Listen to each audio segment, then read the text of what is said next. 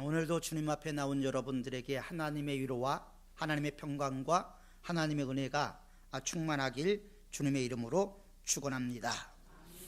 오늘은 어린이 주일입니다. 어린이 아이와 같이 순수한 마음으로 하나님을 섬김으로 하나님께는 영광이요 우리에게는 축복이 되는 그런 삶을 사시기를 바랍니다. 어느 교회 목사님이 천국에 관한 설교를 했습니다. 그리고 설교 후에 모든 성도님들에게 질문을 했습니다. 자, 여러분, 천국에 가고 싶은 분이 있으면 다 손들어 보십시오. 한 분도 빠짐없이 모든 성도들이 손을 들었습니다. 그 모습을 보고서 목사님이 또 다른 질문을 했습니다. 그러면 지금 천국에 가고 싶은 분은 손들어 보십시오. 그러자 서로 얼굴만 쳐다볼 뿐 아무도 손을 들은 사람이 없었다고 합니다. 우리는 이 말 속에서 천국은 가장 가깝고도 가장 먼 곳이구나 하는 것을 생각해 볼 수가 있게 됩니다. 예수님께서 12 제자를 거느렸다라는 것은 교회를 다니지 않는 사람들까지도 너무나 잘 알고 있는 내용입니다. 그리고 예수 믿는 사람들은 누구나 다 천국에 간다라는 소망이 있지요. 예수님의 제자들 역시도 천국에 간다는 소망이 있었습니다. 그런데 그들에게 천국에 간다는 소망을 넘어서서 또 하나의 문제가 있었는데 그 문제가 무엇이었냐면 천국에서 누가 큰 자가 되느냐, 이것이 제자들 사이에서 큰 문제였습니다. 그래서 오늘 성경에 보면 제자들이 다투었다. 제자들이 다투었는데 다툰 이유가 무엇이었냐면요, 천국에서 누가 크느냐, 누가 작은 자고 누가 큰 자냐, 이 문제를 놓고 논쟁을 하게 되었습니다. 이런 제자들에게 예수님께서 가장 먼저 하신 말씀이 뭐냐면 천국에 들어갈 사람은 첫째 누구냐, 그 다음에 두 번째 천국에서 큰 자는 누구냐, 이 말씀을 제자들에게 하신 말씀을 오늘 성경을 통해서 우리는 볼 수가 있게 됩니다. 천국에 들어가는 자격, 그리고 천국에서 누가 높은 자가 되느냐, 이것이 제자들에게는 아주 큰 관건이었던 것 같습니다. 우리가 제자들 사이에서 이런 논쟁이 있었다라는 것을 보면 우리들 역시도 마찬가지라고 생각이 됩니다. 그런데 예수님께서는 한 어린 아이 하나를 불러서 세우시고 그런 제자들에게 뭐라고 말씀하셨냐면 너희에게 이르노니 너희가 돌이켜 어린 아이와 같이 되지 아니하면 결단코 천국에 들어가지 못하리라. 예수님께서 진실로 너희에게 이르노니, 그냥 얘기하는 것이 아니고 진실로 너희에게 이르노니 말씀하시고 이어서 하신 말씀이 뭐냐면 어린아이와 같이 되지 않으면 결단코 라는 단어를 사용하고 있는 것을 볼 수가 있게 됩니다. 나는 예수님 믿는데 라고 이야기하는 것을 넘어서서 어린아이와 같이 되지 아니하면 결단코 천국에 들어가지 못한다 라고 성경은 우리에게 말씀을 하고 있지요. 그러므로 누구든지 이 어린아이와 같이 자기를 낮추는 그이가 천국에서 큰 자니라. 자기를 낮추는 자, 겸손함과 온유함을 갖고 있는 사람이 천국에서 큰 자라고 말씀을 하고 있습니다. 그러니까 오늘 예수님의 말씀을 통해서 천국에 들어갈 수 있는 자가 누구냐? 바로 진실로 어린 아이와 같이 되어야 된다. 그것이 되지 않을 때는 결단코 천국에 들어갈 수 없다라는 말씀과 이어서 어떤 사람이 천국에서 상이 크느냐? 어린 아이와 같이 되어야 한다는 것이죠. 자기를 낮추는 사람이 천국에서 높은 자리에 올라간다는 것입니다. 우리가 성경을 읽다 보면 요한복음 3장에 니고데모라는 사람이 나오죠. 니고데모라는 사람이 밤에 예수님을 찾아왔습니다. 이 사람은 유대 간원이었습니다. 당시 70인으로 구성된 산헤드린 의회 공의원이었습니다. 이스라엘의 선생이었습니다. 율법으로는 바리새인이었고 납비였습니다. 밤에 예수님을 찾아왔어요. 다른 사람들이 볼까 봐 몰래 예수님을 찾아왔습니다. 그리고 예수님에게 말씀을 하시죠. 아주 우아하게 예수님 앞에 다가옵니다. 우아하다는 말은 우라지게 아첨한다의 준말이라 그러더라고요. 그런데 우아하게 예수님께 뭐라고 말씀을 하냐 하면, 당신은 하나님께로 오신 선생입니다. 만약에 당신이 하나님께로부터 오지 않았다면 당신이 행하는 기적, 당신이 행하는 능력, 이것은 있을 수가 없습니다. 당신은 보니까 분명히 하나님께로부터 오신 분이 분명합니다 라고 이야기를 했습니다. 그러면 예수님이 거기에 대한 답변이 이게 확실해야 되잖아요. 그런데 예수님이 동문서답을 하십니다. 뭐라고 말씀하시냐면, 내가 거듭나지 아니하면 하나님의 나라에 들어갈 수가 없다. 자, 니고데모는 예수님 앞에 지금 뭐라고 얘기했습니까? 당신은 하나님께로부터 오신 선생입니다. 그런데 예수님의 답변은 뭐냐면, 내가 돌이켜 거듭나지 아니하면 하나님의 나라에 들어갈 수가 없다라고 말씀하고 있다라는 것이에요. 이때 니고데모가 뭐라고 말합니까? 어떻게 그러면 사람이 엄마 뱃속에 다시 들어갔다 나올 수가 있습니까? 이렇게 대답을 하지요. 의아해했습니다. 물론 여기서 거듭난다라는 의미가 엄마 뱃속에 다시 들어갔다가 나오는 게 아니라는 것을 우리는 너무나 잘 알고 있지요. 우리가 흔히 이 거듭난다라는 말을 중생이라는 단어로 사용을 합니다. 중생, 거듭남, 영어로는 born again. 그래서 우리가 거듭나지 아니하면 안 된다라는 것을 성경은 우리에게 끊임없이 강조를 하고 있습니다. 그렇다면 거듭나는 게 뭘까요? 중생이라는 게 과연 뭘까요? 이것은 위로부터 나지 아니하면 안 된다라는 하나님의 말씀을 대변하고 있는 것입니다. 의아해하는 니고데모에게 예수님은, 사람이 물과 성령으로 나지 아니하면 하나님 나라에 들어갈 수 없느니라. 물과 성령으로 거듭나지 아니하면 하나님의 나라에 들어갈 수가 없다. 이것이 누구의 말씀이냐면 예수님의 말씀이에요. 그의 제자들은 주의 이름을 부르는 곳마다 구원이 있다 이렇게 얘기했지만, 예수님은 한 번도 그렇게 이야기하지 않았어요. 거듭나야 된다는 것을 강조했죠. 천국에 들어가기 위한 조건이 반드시 있었는데, 그것이 무엇이냐면 거듭남의 삶이 있어야 한다는 것입니다. 성령으로 새롭게 조명됨이 있어야 된다는 것이죠. 새롭게 성령으로 조명되지 않는 사람은요, 거듭난 사람이 아니다. 거듭나지 않은 사람은 하나님의 나라에 들어갈 수가 없다. 이게 예수님이 오늘 요한복음 3장에 싸고 있는 말씀입니다.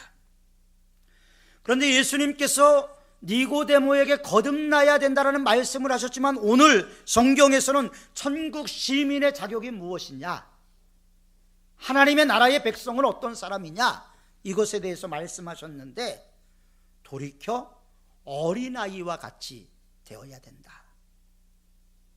우리가 생각할 때 어린아이 상당히 미성숙하고, 그 방어 기제를 써도 아주 미성숙한 방어 기제를 쓰는 아이들인데, 그런 아이들을 천국의 상징으로 삼았다.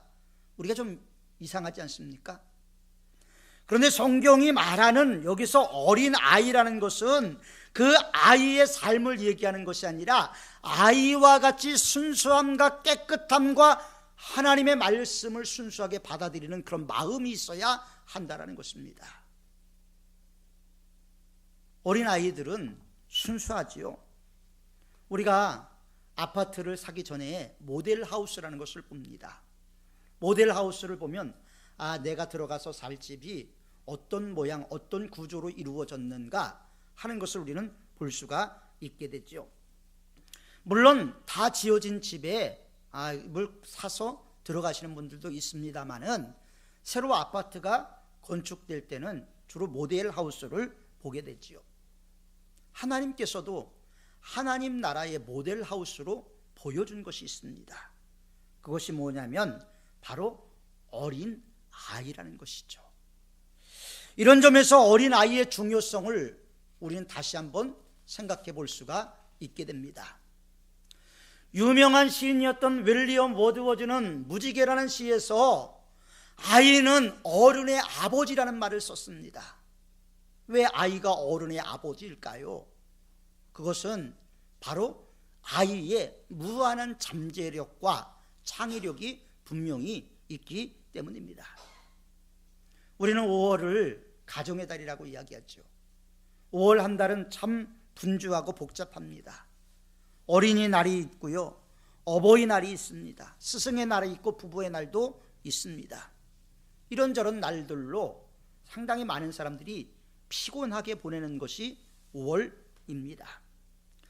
그렇다면 그리스도인들은 어떤 삶을 살아야 될까?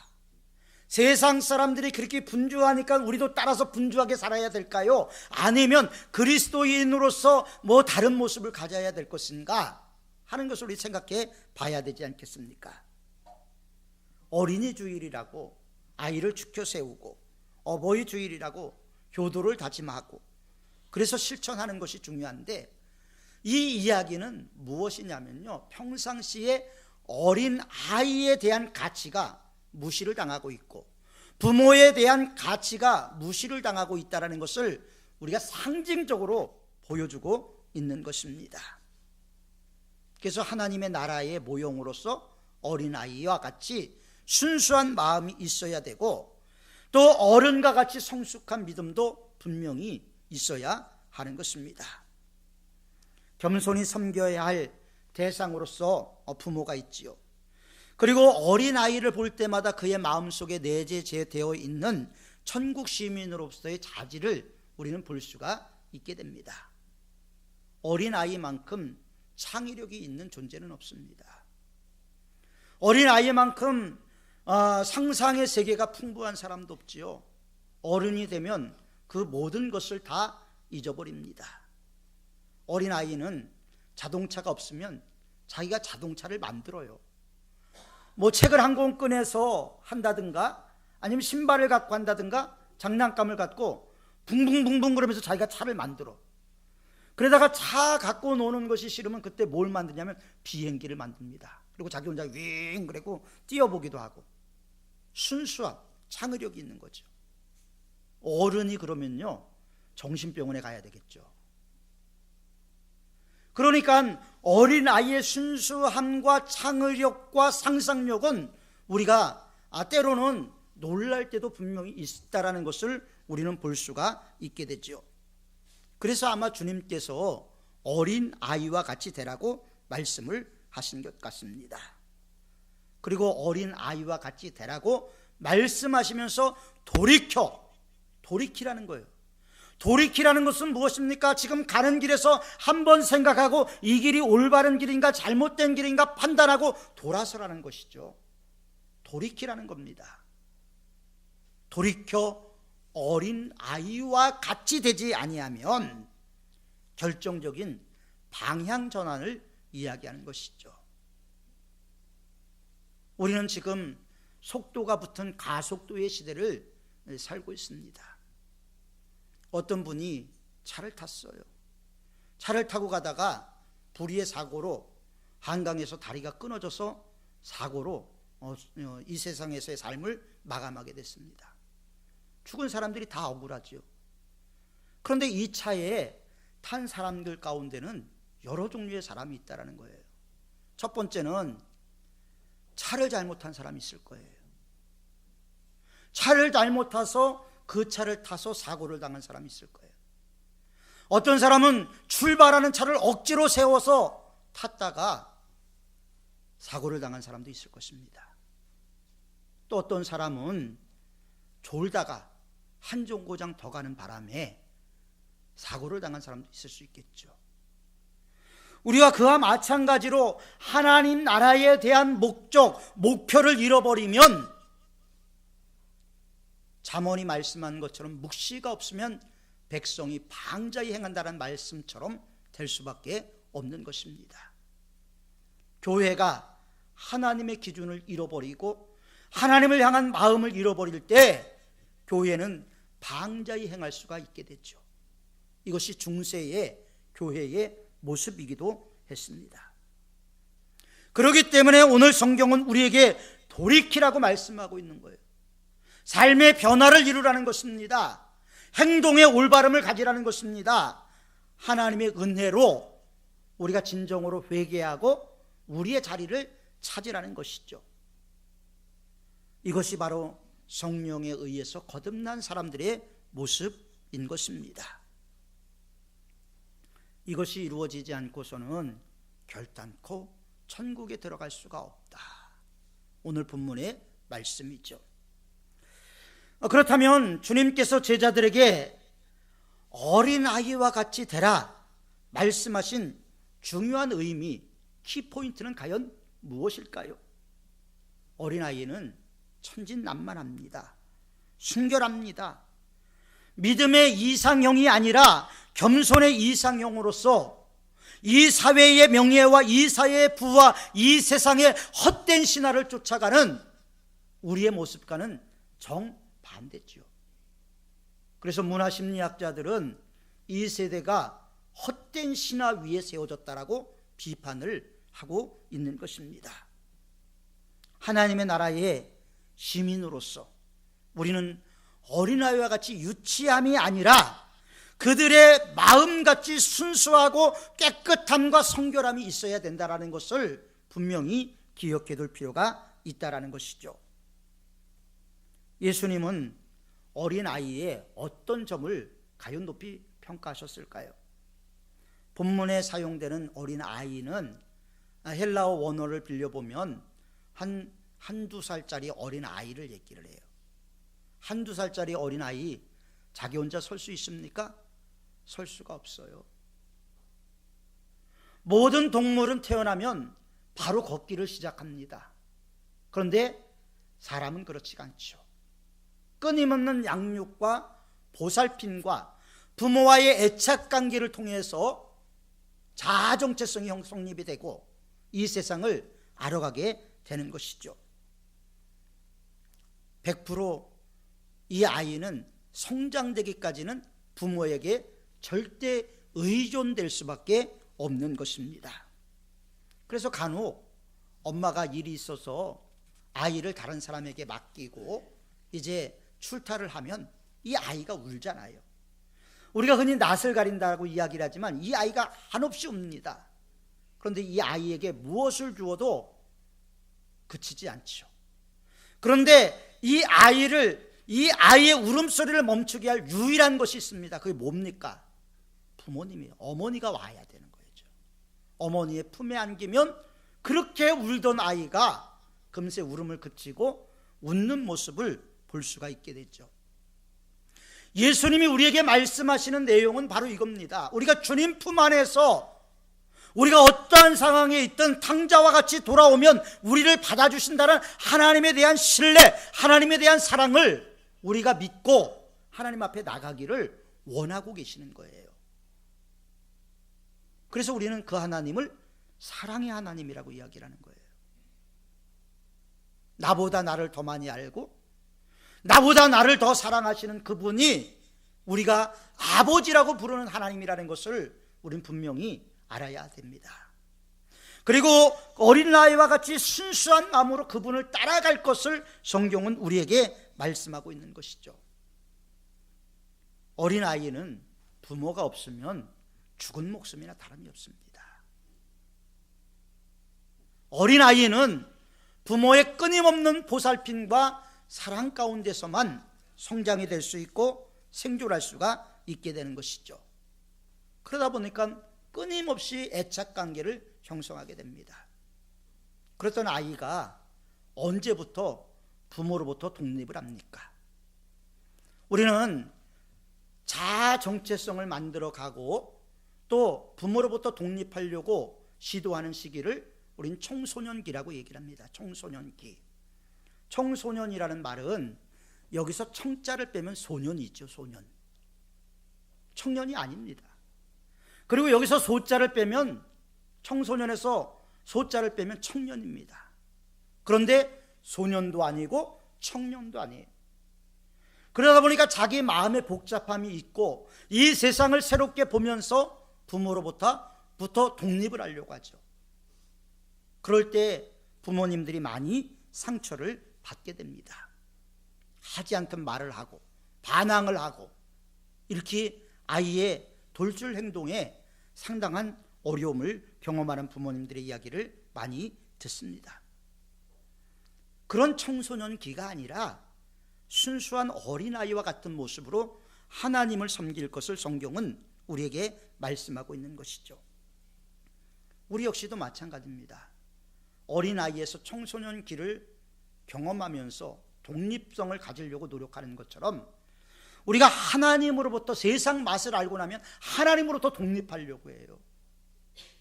아담과 하와가 왜 선악과를 따먹었습니까? 하나님으로부터 독립하기를 원했던 거예요. 하나님과 나와의 관계의 단절을 원했던 거예요. 그 결과가 무엇이었습니까? 비극과 질병과 고통과 아픔과 상처와 절망을 이 세상 가운데 가득하게 만들어 놓았지요. 어린아이는요, 잘못한 것을 지적하면 금세 깨우칩니다. 우리는 어린아이를 통해서 하나님의 나라의 모형을 볼 수가 있죠. 하나님의 나라를 우리는 볼 수가 있게 되고 천국에 들어가야 될 사람의 모습이 무엇인가를 우리는 깨달을 수가 있게 됩니다. 어린아이의 마음은 순수하죠. 그래서 어떤 교육심리학자는 어린아이의 마음을 흰 종이와 같다라고 표현을 했습니다. 흰 종이와 같은 어린아이의 마음에 무엇을 그리느냐에 따라서 이 아이는 달라지게 되겠죠.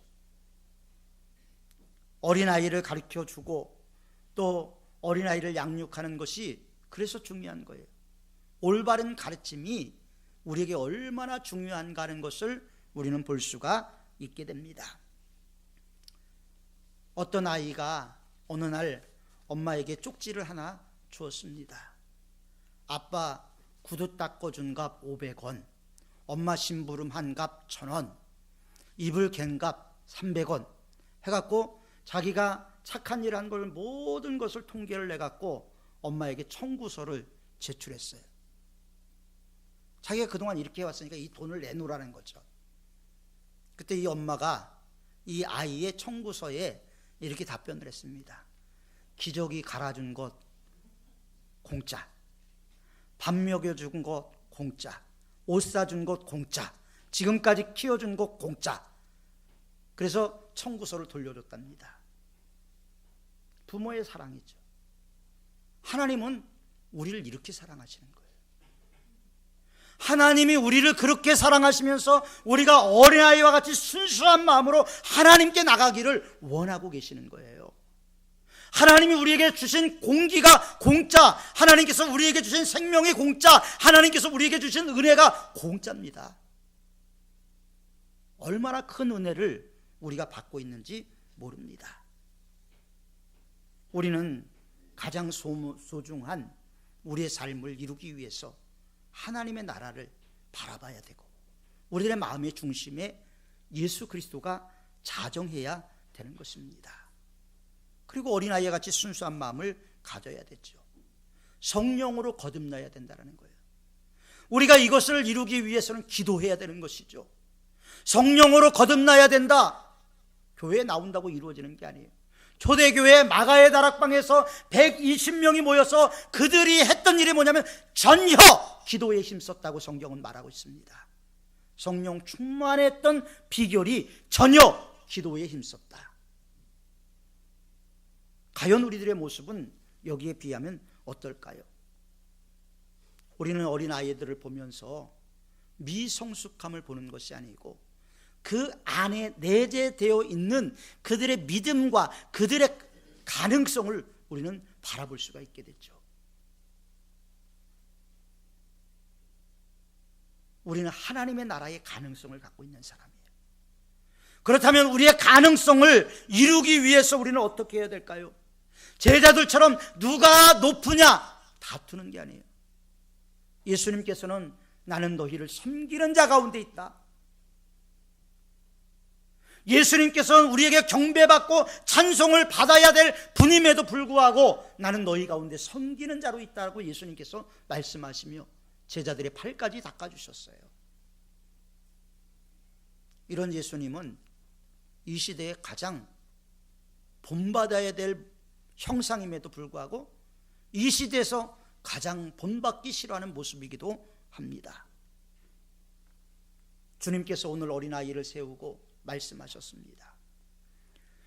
진실로 너희에게 이르노니 돌이켜 이 어린아이와 같이 되지 아니하면 결단코 천국에 들어갈 수가 없다. 우리 안에 순수성이 회복이 돼야 됩니다. 이 세상에 허탈한 신화를 쫓아가는 것이 아니고 이 세상에 거짓된 신화를 쫓아가는 것이 아니고 어린아이와 같이 순수한 마음으로 하나님의 말씀에 1.1핵도 오류가 없다는 믿음을 갖고 우리는 믿음으로 나가야 되는 거예요. 이건 이래서 잘못된 것 같고 저건 저래서 잘못된 것 같고. 언제부터 우리가 성경의 심판자가 됐습니까? 성경은 우리에게 믿음의 대상으로 준 것이지 그걸 판단하라고 준 것이 아니라는 것을 분명히 기억해 둘 필요가 있습니다.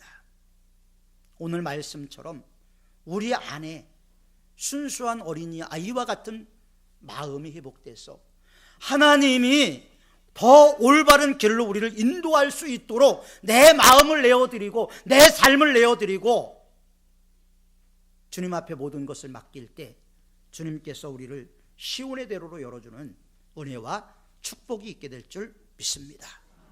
그 은혜와 축복을 한 분도 남김없이 받아 누리시기를 주님의 이름으로 축원합니다. 기도하겠습니다. 거룩하고 자비로우신 아버지 하나님, 어린이 주일을 맞이해서 우리가 순수한 어린아이와 같은 마음이 회복되기를 주님 앞에 결단하고 말씀을 들었습니다. 하나님, 언제부턴가 우리의 삶에 때가 묻고 언제부턴가 우리의 삶의 순수성이 사라지고 언제부턴가 우리의 삶이 교활해지는 삶을 살았습니다. 이제는 주님 안에서 우리의 순수성이 회복되고 우리의 믿음이 회복되고 은혜가 회복될 수 있도록 도와 주옵소서. 예수님의 이름으로 기도하옵나이다. 아멘. 우리 주신 말